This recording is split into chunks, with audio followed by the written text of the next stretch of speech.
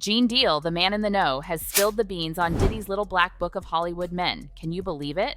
All these industry people know that Diddy been acting like this and doing this and trying to engage other men into sexual acts. He knew what he liked, because she wasn't just hiring it for her. Don't get that effed up, Art. If you think that she was just hiring those male prostitutes for herself, nah. Gene spilled the tea on Diddy's infamous gay parties, where Hollywood's finest allegedly gather for a bit more than just cocktails. We're talking scandalous rendezvous, my friends. And guess what? It's not just a couple of guys sneaking around on the down low. Gene Deal believes Diddy's out there actively recruiting members.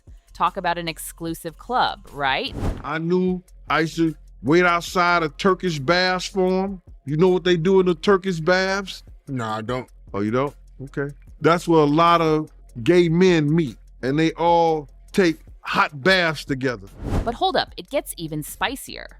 Gene spilled more than just names. He gave us a backstage pass to Diddy's world of freak-offs, Turkish baths, and scandalous soirees.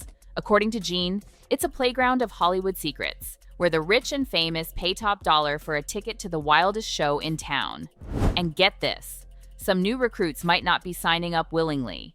What's happening at these parties that's worth the big bucks? Now, let's talk about Cassie, Diddy's ex, who's been making some serious claims. In a recent jaw-dropping interview, Gene Deal dished on Cassie's allegations in her lawsuit, and folks, it's beyond scandalous. Apparently, Diddy was turning up the heat with weekly freak-offs, where Cassie was coerced into some, let's say, unconventional activities. The lawsuit spills the deets on Diddy's voyeuristic desires, with Cassie claiming he made her hire male performers for some seriously explicit encounters. I'm talking about scenes that would make your grandma blush. And it doesn't end there, my friends. Diddy allegedly set the stage by pumping everyone full of who knows what, creating a Hollywood fantasy that's straight out of a blockbuster, but way more scandalous. Cassie accused him of not just watching, but getting hands-on, all while capturing the sizzling scenes on camera. Can you imagine the audacity? Diddy allegedly turning director in a twisted, real-life fantasy. Cassie, his ex, spilled the details in her lawsuit, claiming she was a puppet in Diddy's scandalous puppet show. Picture this: white lingerie, white nails, and a director's chair for Diddy. Sounds like the makings of a crazy film, right? But Gene Deal, our insider extraordinaire, thinks there's more to this tale than meets the eye. According to Gene, the lawsuit we've all been buzzing about was heavily censored. Yeah, you heard it right. Some of the most shocking details were allegedly snipped out before it even hit the courts. Why? Well, negotiations between Cassie's lawyers and Diddy's legal team supposedly started months before the lawsuit dropped. And boy, oh boy, did they cut out the heavy stuff. It's like Hollywood editing, but way more scandalous. Gene Deal insists that what we saw in the lawsuit is just the tip of the iceberg. He believes it was censored to protect identities and prevent a nuclear fallout for Diddy. I'm talking trigger warning level, folks. The lawsuit accused Diddy of blowing up cars, assaulting Cassie multiple times, human trafficking, forcing her to pack heat, drugging her, you name it. It's a laundry list of alleged atrocities that make you wonder, how deep does this rabbit hole go? And here's the kicker. It barely scratched the surface. Gene's asking the million-dollar question, how evil can one person be before it's a family reunion in hell? The devil might be looking for a long-lost sibling, and if these allegations hold water, Diddy's got a reserved seat at the family table. Now, during that jaw-dropping interview, Gene Deal raised an eyebrow at the lawsuit's claim that Diddy was just a spectator. Come on, folks, it's a freak-off. Why should Cassie and the male performers have all the fun? Gene didn't buy it for a second. According to him, with all those, let's say, well-endowed gentlemen in the room, it just didn't add up that Diddy wasn't getting in on the action himself. I mean, it's a party, right? This lawsuit is crazy, man. She alleges that, Diddy, he made her hire and have sex with male prostitutes while he recorded it and masturbated. Lights, camera, action. he do it all. Gene suggested that Diddy might have been more than just a bystander, alleging that the man himself might have been partaking in the festivities, letting the male performers use their talents on him. It's a wild claim, But in the world of Hollywood secrets, who knows what's really going down behind closed doors? Now, hold on to your seats, because here's where it gets even crazier. Remember that yacht of Diddy's, the one where rumors suggest Kim may have been a guest? Well, according to Cassie, and a brave confidant who spilled the beans, things took a violent turn. Allegedly, Diddy went on a rampage, breaking Cassie's nose after she walked in on a jaw-dropping scene. And it's not the first time we've heard about Diddy's unconventional office practices. Remember Christopher Williams? Yeah, the same guy who reportedly had a moment with Diddy in the office. According to Gene Deal, Diddy allegedly asked Christopher to, well, let's keep it PG and say, flex his executive muscle. It's a power move straight out of a scandalous screenplay, folks. But here's the burning question. Why is Diddy so cozy with young male artists? I'm talking about the likes of Usher and Justin Bieber, who, rumor has it, even shared Diddy's bed. It's raising eyebrows. And we're all wondering, what's the deal with Diddy's questionable mentorship program? Rewind the clock to a time when Usher was just a kid, and Diddy was supposedly playing the role of mentor or brother. According to a revealing clip, Diddy proudly admits that Usher used to crash in his bed at the tender age of 10. Yeah, you heard that right, 10. Now, if you're doing the math, that would make Diddy a cool 19 at the time. Usher has always spoken highly of Diddy, calling him a mentor and a brother. But as we know with Diddy, nothing comes for free. Loves me. Y'all really can't see it?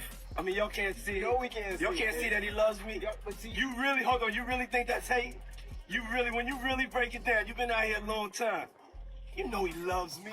Usher spilled the tea on what it took to attend one of Puffy's flavor camps at the age of 13. The price? Experiencing an exotic lifestyle that most kids his age could only dream of. Picture this. A 13-year-old Usher staying up all night in Diddy's crib, surrounded by a cast of characters that would make your head spin. Usher claimed he witnessed some wild things, like stumbling into rooms where, well, let's say things were getting steamy. His facial expressions said it all. The kid had seen things that would make your grandma blush. It was curious. I got a chance to see some things. Yeah, but you were 13. What were you seeing? I went there to see the lifestyle. Right. And I saw it. And it was, but I don't know if I could indulge and understand what I was even looking at. It was pretty wild. And here's where it gets darker. Diddy faced backlash with accusations of grooming Usher. Rumors circulated about Usher's mom having to rescue her son from Diddy care because he allegedly found himself in some not-so-child-friendly situations. It's a scandalous tale that had people questioning the nature of their mentorship.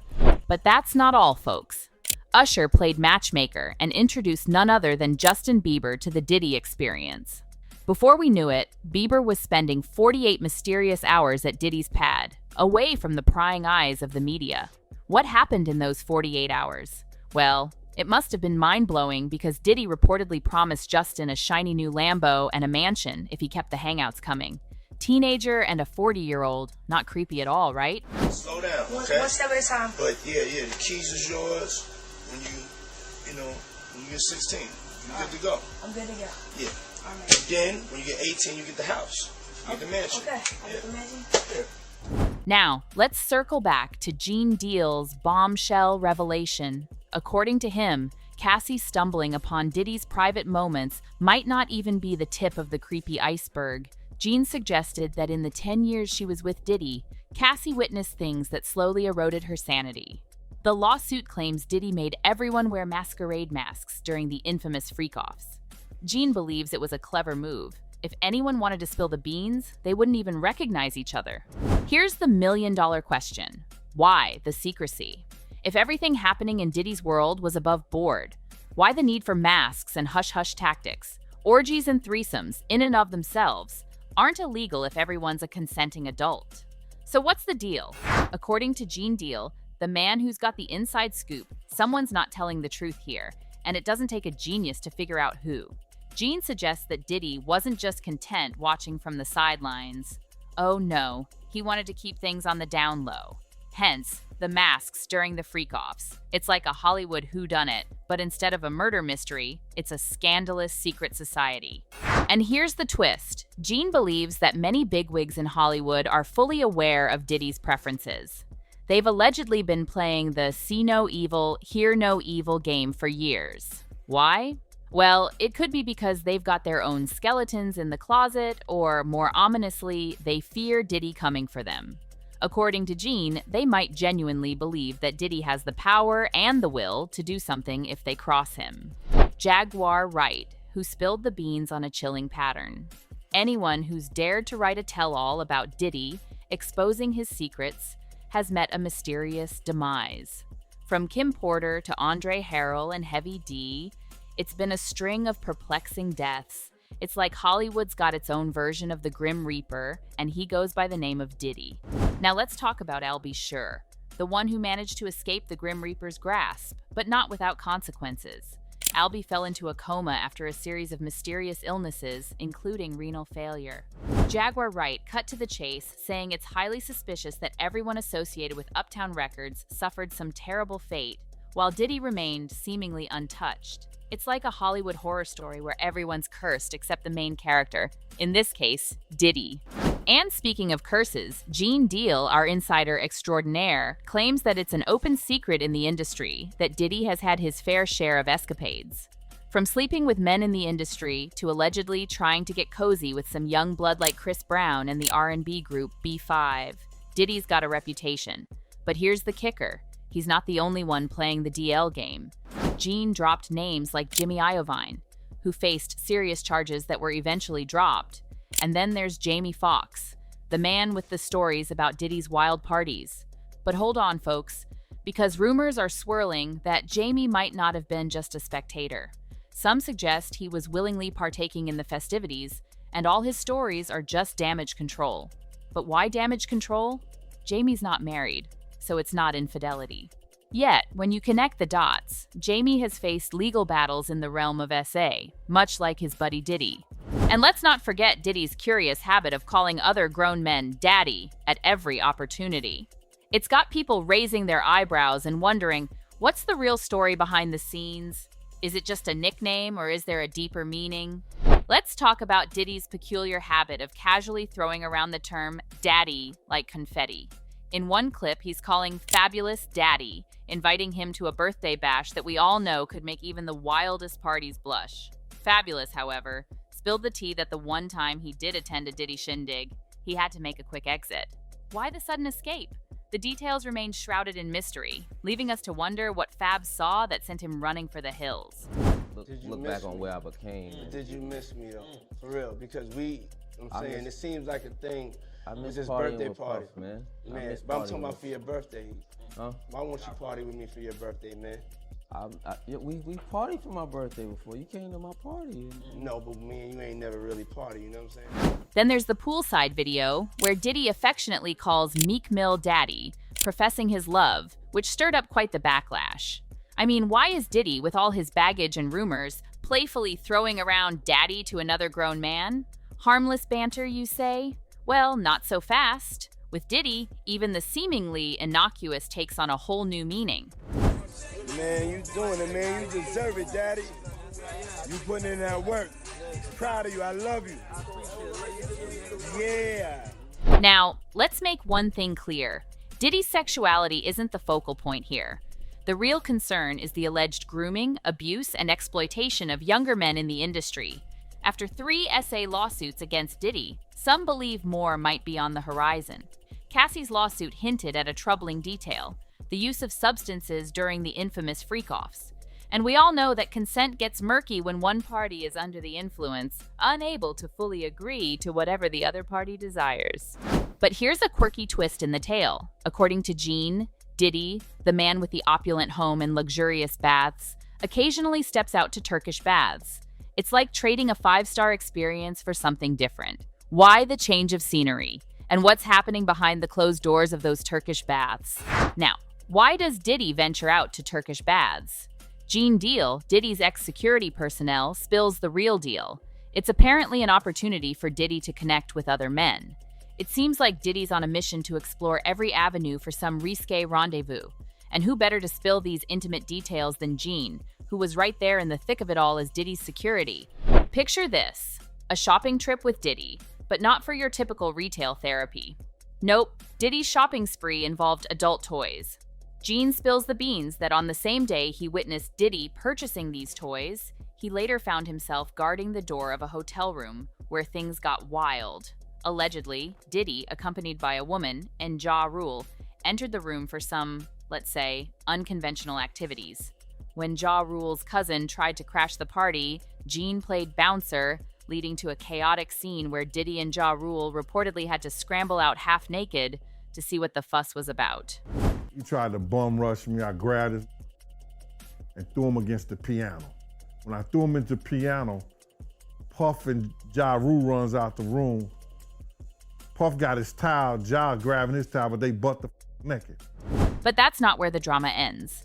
This incident apparently reached the ears of Ja Rule's wife, Aisha Atkins, who felt betrayed and accused Diddy of turning her husband gay. It's like a soap opera with a plot twist around every corner. And here's the security insider scoop. Gene and the driver often had to be on standby at functions or secret parties, acting as the unofficial chaperones to whatever shenanigans Diddy was getting up to. It's a wild ride into the heart of Hollywood's best-kept secrets, and we're here to spill it all. Well, we've dived deep into the labyrinth of Diddy's scandalous secrets, and the plot just keeps thickening. Gene Deal, the man on the inside, spilled the tea on Diddy's escapades, and it's left us all with raised eyebrows and a hunger for more. Now, as the revelations keep pouring in, it seems like Gene's claims are gaining credibility by the day. The guy has been exposing Diddy for years, and now, with the recent flood of information, it's becoming clear that he might not have been spouting nonsense after all. But here's the big question on everyone's minds. Will Diddy and the other alleged Hollywood abusers face the consequences of their actions? Gene Deal, not very hopeful, predicts it might all be swept under the rug, and in a few years, Diddy and Bad Boy Records could be back in everyone's good graces. However, the streets don't forget easily, and the public seems to have a long memory for the dirt that surfaced on Diddy these past few months. As the dust settles, will Diddy face a downfall, or will the public's memory prove short-lived? The comments section is where you get to share your thoughts and predictions. Is accountability on the horizon for Diddy, or will it all be forgotten? Let the conversation begin, and we'll catch you in the next video for more jaw-dropping gossip. Stay tuned.